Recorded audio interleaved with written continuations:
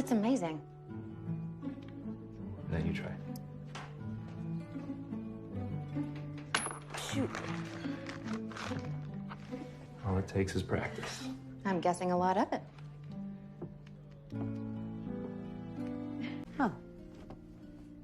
You know, I like Mr. Bouchard. He seems very nice. He does, doesn't he? Lucas is still trying to transform into a Hope Valley new citizen. It's definitely unique that Lucas had this talent of doing magic trick and hand trick, and he seemed to be very comfortable with chatting with children. And I feel like Clara really sees something good in Lucas, and I think Abigail does too. I think Abigail and Clara both see something good in Lucas, and I think that was like the best compliment for Lucas. I met Lucas Bouchard, by the way. What do you think? I don't know what to make of him. By the looks of it, neither do you. I miss Abigail. Does any hearty miss Abigail? I really hope she comes back to Hope Valley season 9. It's just like in that clip, it's just like it's Abigail sensing something between Lucas and Elizabeth. I wonder what Abigail thinks, about the potential of Elizabeth and Lucas as the new couple. It's just interesting girls chat right there. Thank you, gentlemen. If you wouldn't mind bringing it into the kitchen. Good afternoon. Sheriff Avery. Always a pleasure. What's in the box? Just supplies for tonight. Mind if I take a look? I do, actually. Why's that? It's a surprise. I'd really like to take a look. Why? Because I'm the sheriff. And you're a guy that comes from nowhere, does nothing in particular, and yet shows up in my town like he owns it. Not the town. Just the saloon.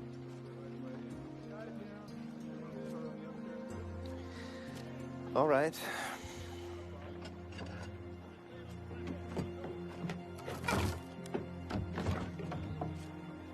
We are featuring salmon almondine tonight. Now, if you don't mind, we need to get the fish back inside before the ice melts.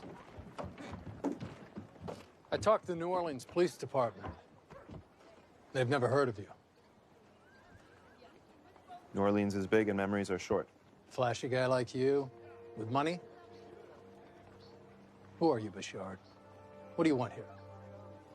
All I want is to open the Queen of Hearts with the best party Hope Valley has ever seen. Spying on me, Sheriff? It's not very sporting. See, Bill is definitely chasing Lucas around in this episode. I have no words except for Bill is very determined to get down to the bottom of Lucas' secret and past and where he is from and who he really is and why he really is in Hope Valley. So that's Bill for you. And also, if you see it very closely, when Bill asked for Lucas and his helpers to open the box, if you can see it closely, like that look on Lucas' face, right? It's just like something is definitely inside that box. Thank you, gentlemen.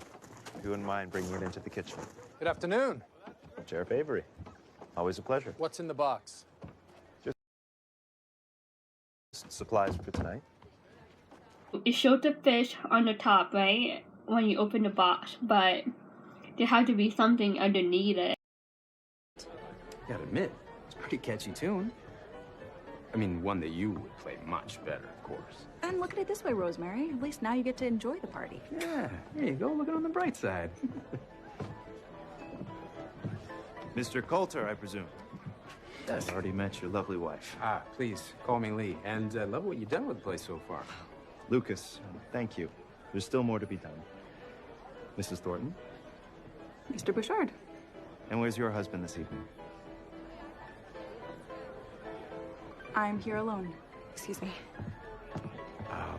Elizabeth lost her husband about a year ago.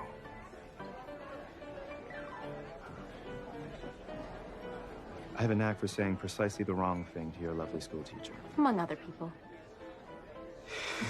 Another Elizabeth and Lucas interaction, and Lucas knowing that Elizabeth is married and have a son, Lucas had the urge and confidence to ask where Elizabeth's husband was. And the moment Lee and Rosemary tell Lucas that Elizabeth is a widow, you can definitely see that light bulb on the top of Lucas' head just like turn on. Elizabeth lost her husband about a year ago. And be like, wow, I actually have an opportunity to get to know this woman more and potentially to pursue her down the road. It's really fascinating how Lucas finds out that Elizabeth is technically single at the grand opening of the saloon. This is quite the party. Je suis content que vous vous amusez.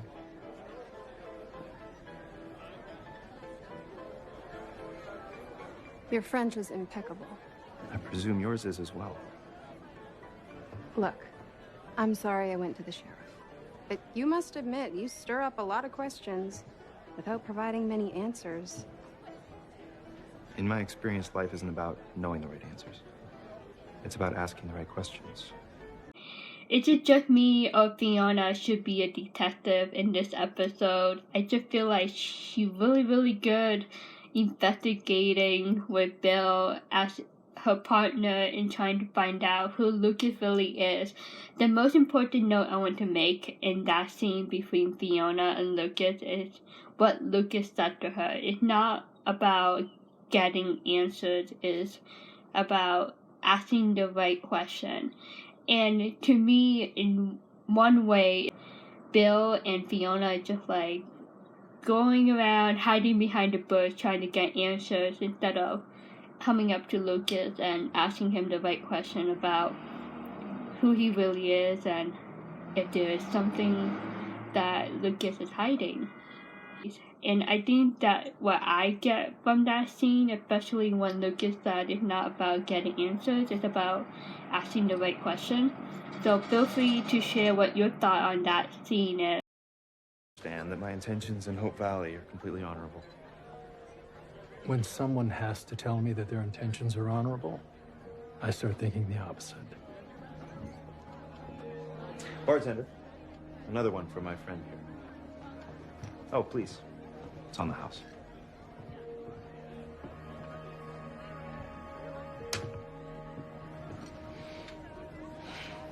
If you'll excuse me.